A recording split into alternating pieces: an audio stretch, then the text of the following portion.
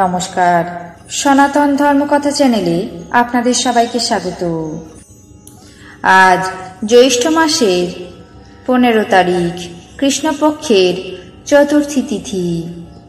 মহাভারতের আদি পর্বে 98তম অধ্যায়ে শান্তনুর সঙ্গে গঙ্গার বিবাহ পর্ব শুরু করব।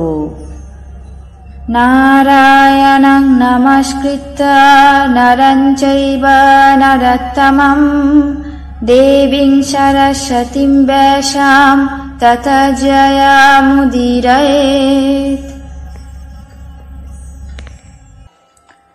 ঋষি বৈশম্পায়ন বললেন, সেই হৃদয় আনন্দদায়িনী প্রমোদা গঙ্গা রাজার সম্বিত মধুর হাসিযুক্ত কথা শুনে এবং বসুদের কাছে যে প্রতিজ্ঞা করেছিলেন তা স্মরণ করে বললেন, মহারাজ, আমি আপনার পত্নী হতে চাই, কিন্তু আমি যেসব কাজ করব তা ভালো হোক বা মন্দ হোক সেই বিষয়ে আমাকে বারণ করতে পারবেন না, এবং তার জন্য আমার প্রতি কখনো কোনো অপ্রিয় কথাও বলতে পারবেন না।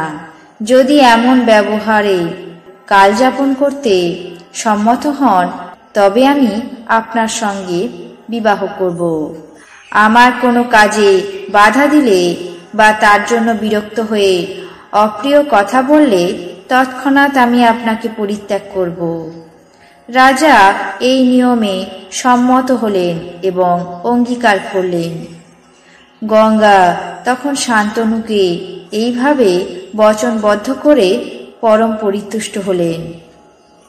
রাজাও সেই অলোক সামান্য সৌন্দর্য সম্পন্ন স্ত্রীকে পেয়ে অত্যন্ত প্রীত হলেন এবং পূর্বে নিয়ম অনুসারে কাল যাপন করতে লাগলেন। নানাবিধ উপাচার দিয়ে নিরন্তর গঙ্গাকে আনন্দ দিতে লাগলেন। ত্রিপদগামিনী গঙ্গা রমণীয় কলেবর ধারণ করে পরম ভাগ্যবান শান্তনু রাজার স্ত্রী হয়ে মনোহর হাবভাব বিলাস এবং সম্ভোগ আদি দ্বারা রাজার মন মোহিত করলেন। ফলত রাজা তার পত্নীর সদ্গুণে এমন আকৃষ্ট হয়েছিলেন যে ক্ষণকালের জন্য তাকে না দেখে থাকতে পারতেন না। পত্নীর সম্ভোগ সুখে কত কত সংবৎসর, ঋতু, মাস অতীত হল তা কিছুই জানতে পারলেন না। এইভাবে বেশ কিছু কাল অতীত হলে রাজমহিষী ক্রমে ক্রমে অমর সদৃশ্য 8টি পুত্রের জন্ম দিলেন। পুত্র ভূমিষ্ঠ হবার সঙ্গে সঙ্গেই তাদেরকে গঙ্গা স্রোতে নিক্ষেপ করতেন। সেই সময় গঙ্গা রাজাকে এই বলে আশ্বাস দিতেন যে আমি আপনাকে প্রসন্ন করব। রাজা তাই দেখে অত্যন্ত অসন্তুষ্ট হয়েছিলেন বটে, কিন্তু কি জানি পাছে গঙ্গা তাকে পরিত্যাগ করে যান এই ভয়ে ভীত হয়ে কোনো কথা বলতে পারতেন না। তারপর এক পুত্র ভূমিষ্ঠ হলে গঙ্গা হাসতে লাগলেন। রাজা পুত্র শোকে নিতান্ত কাতর হয়েছিলেন। অতএব এই পুত্রটি যাতে জীবিত থাকে সেই আশায় পত্নীকে বললেন, এই পুত্রটিকে তুমি নষ্ট করো না। তুমি কে, কি জন্যই নিজের পুত্রদেরকে বধ করছো? তুমি আসলে পুত্রঘাতিনী। পুত্র হিংসা অপেক্ষা আর গুরুতর পাপ কিছুই নেই। শাস্ত্রে কথিত আছে এটি মহাপাপ, অতএব এই পাপ তুমি করো না।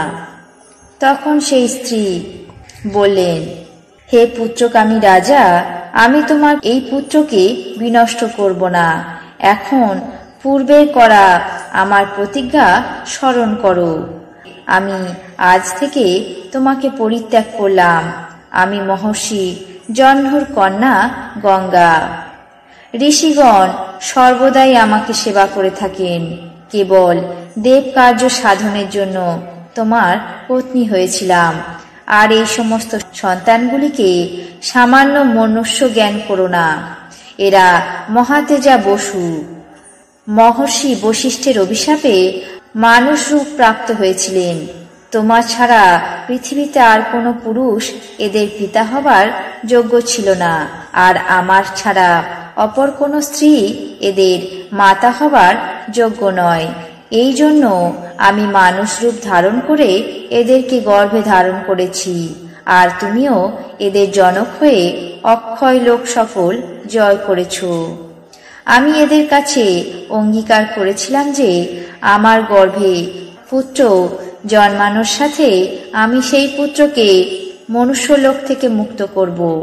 এরা মহাত্মা বশিষ্ঠের অভিশাপ থেকে মুক্ত হল এবং আমিও প্রতিজ্ঞা সাগর থেকে উত্তীর্ণ হলাম। অতএব এখন নিজের স্থানে প্রস্থান করি, তোমার মঙ্গল হোক। আমার গর্ভজাত এই পুত্রটি গঙ্গা দত্ত বলে গ্রহণ এবং পালন করো।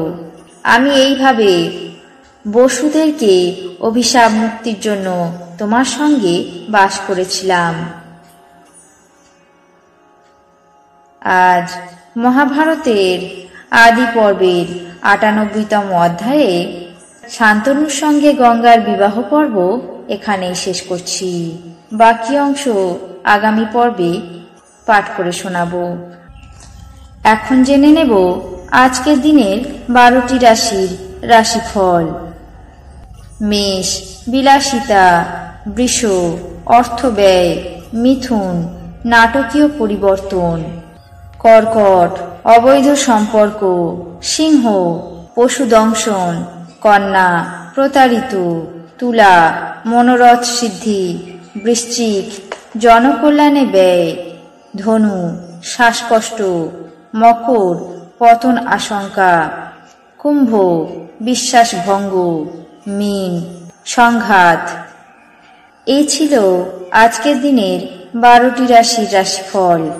আপনাদের কেমন লাগলো তা অবশ্যই কমেন্ট বক্সে জানাবেন। চ্যানেলটিকে সাবস্ক্রাইব করবেন, লাইক করবেন, শেয়ার করবেন। ধন্যবাদ।